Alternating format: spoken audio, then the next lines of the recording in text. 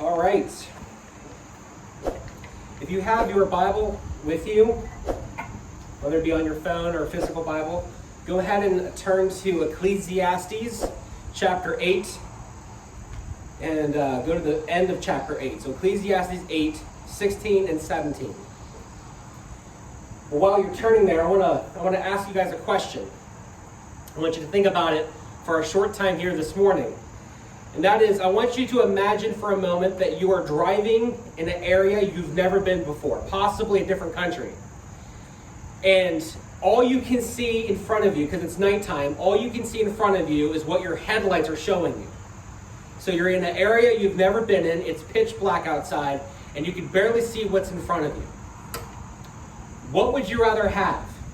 Would you rather have the best map you could possibly come up with, that shows every rock, every boulder, every stream, every road, every railroad track, every feature of the land is on this map? Would you rather have that, or would you rather have a local who knows the roads like the back of his hand giving you directions? I stumbled upon today's text, Ecclesiastes chapter 8, totally by accident. I was originally writing my sermon from 2 Corinthians chapter 1, one of my favorite verses of the Bible. And when I read Ecclesiastes 8, 16 and 17, it just fits so perfectly with what's going on currently in our world that I thought it was too perfect not to just make it a sermon in itself. So I'm going to go ahead and read it. This is Ecclesiastes chapter 8, verses 16 and 17. He says, "When I applied my mind to know wisdom, and to observe the labor that is done on the earth, people getting no sleep or night. When I saw that all that God has done, no one can comprehend what goes on under the sun. Despite all their efforts to search it out, no one can discover its meaning. Even if the wise claim they know it, they cannot really comprehend it." Now, me and my wife, a couple weeks ago, we were talking about how crazy 2020 has been. And we were grumbling about COVID-19 and all of having to wear a mask and everything else. And we just kept saying, we just want things to go back to the way they were back in January and February. Like we're so done with this whole pandemic. But then we started also thinking about all of the good things that have happened to us in the year 2020 that are a direct result of this pandemic. Little things, big things, and we both were just kind of like marveling at the fact that so many good things have happened to us in a time of uncertainty, a time of stress, a time of just the unknown. And what was fascinating is that the more I've talked to people since that conversation with my wife, I have talked to more and more people who are saying the exact same things. People who were saying, this year has been really rough for us, for me and my family. It's been a big scare. But there are all kinds of things that have happened that I just would never have happened unless the pandemic would have happened or COVID-19 would have happened.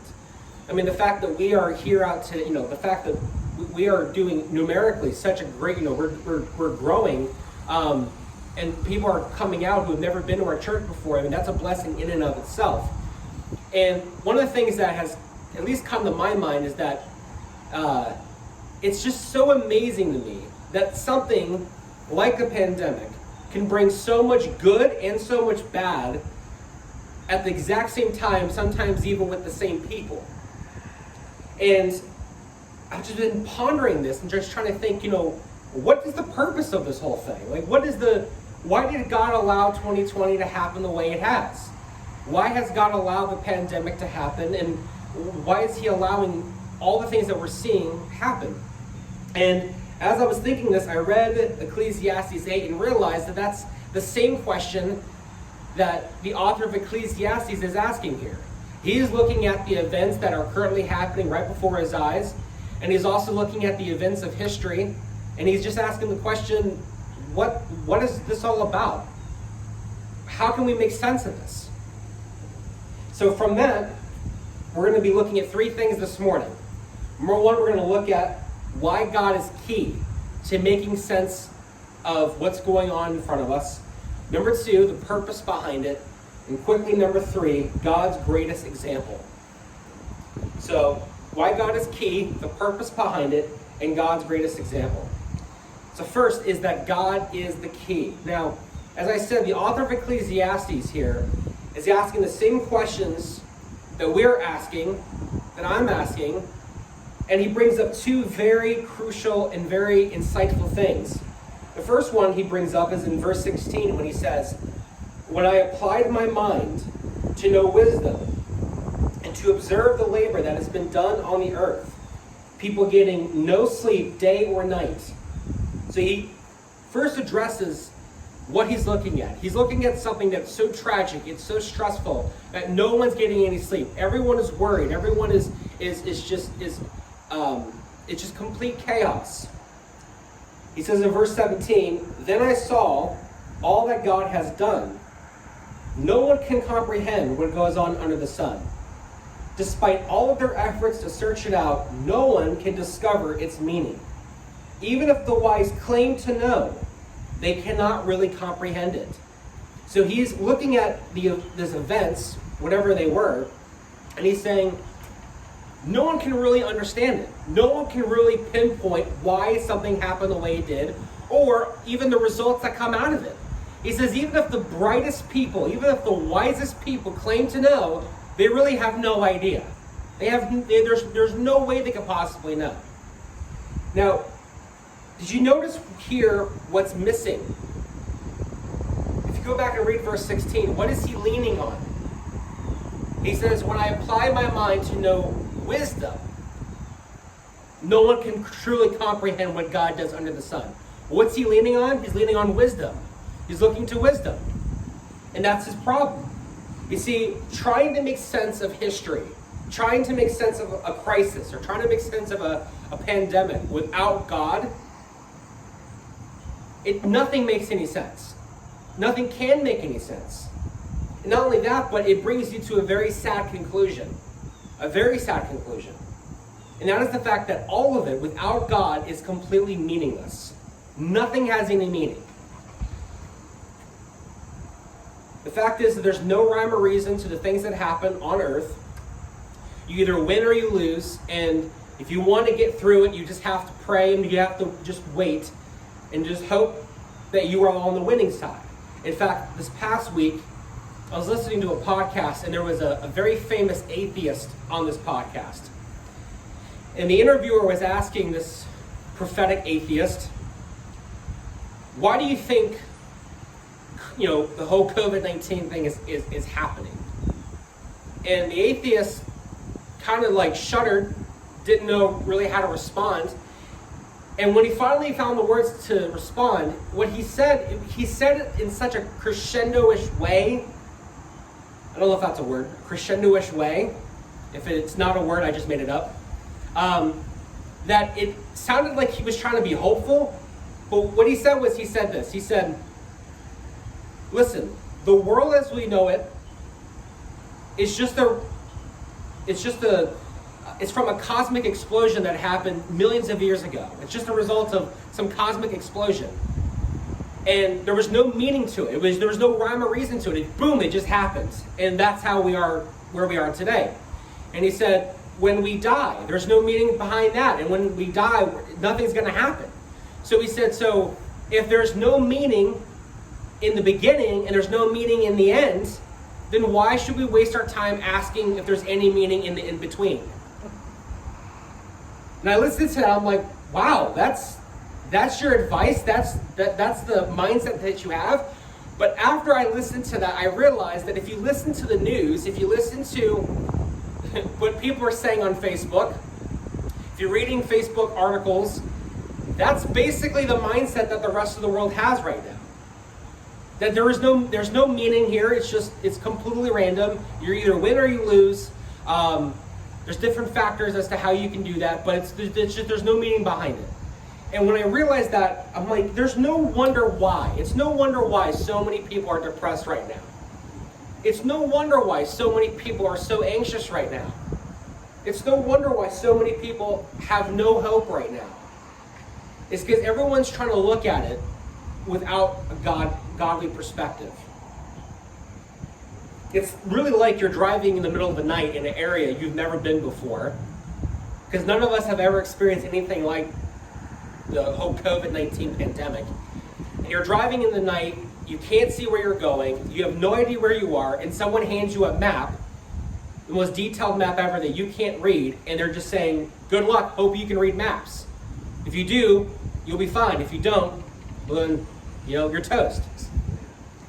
However, once we add God back into the mix, we are given a huge piece of comfort. This brings us to our second point, which is the purpose behind it. One of my favorite passages of the entire Bible, if you have a pen or really anything, jot it down or write it on your hand, is 2 Corinthians chapter 1. I highly advise you go home and read that, the whole chapter.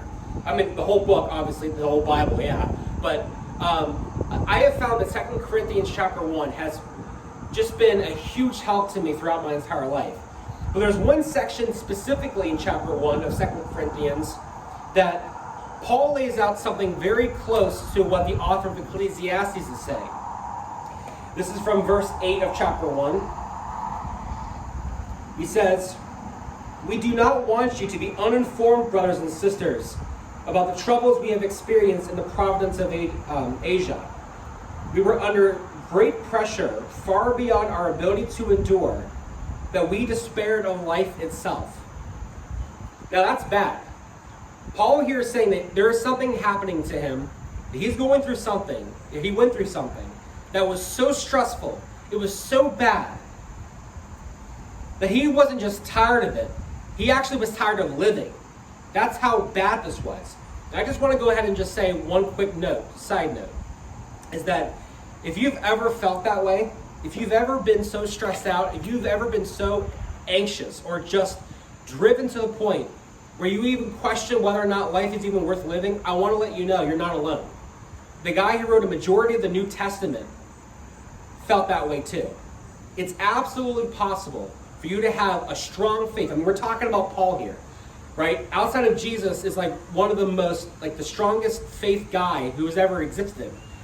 And yet he's even saying, there was a point where I was so tired, I was so stressed out, I was so pressed that I just didn't see a point to living anymore.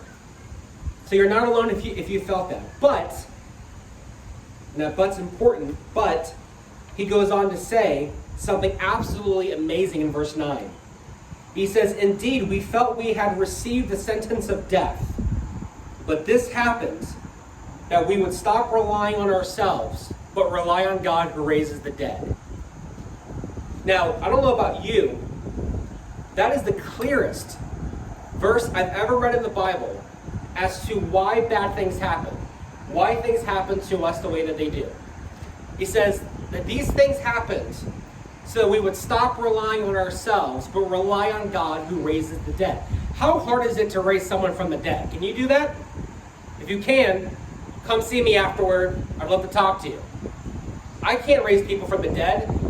Even the greatest scientists, the smartest people alive right now, cannot raise people from the dead. Once they're dead, they're dead.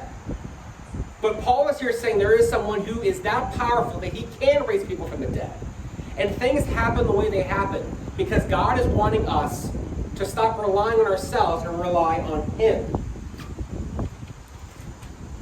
So now, as before you were driving in the dark, in an area you've never been in, and you're just given a map, now you have something even better than a map.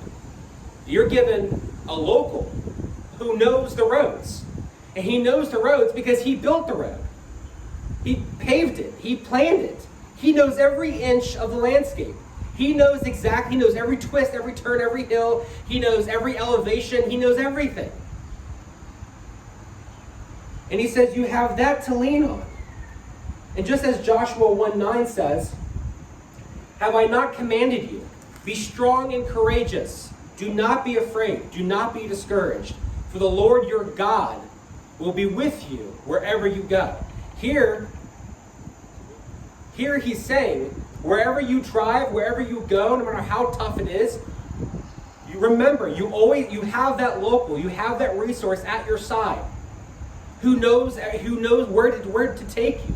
You may not know where to go, but you don't need to know where you need to go. Why? Because you have the local sitting beside you. Now, I want you to ponder another question, and that is this. If you have that kind of resource, if you have that kind of local sitting in the passenger seat, ready and willing to tell you, turn left here, turn right here. You don't know where to go? That's okay. I know how to get you there. If you have that kind of resource, why in the world would you ever want to settle for the map? Why would you ever want to settle for your own comprehension, your own understanding? I mean, can you imagine how silly that would be if you had the best local ever, and you're driving and he's like, turn left here, you're like, no, I got it, buddy, I got it. It would just be silly.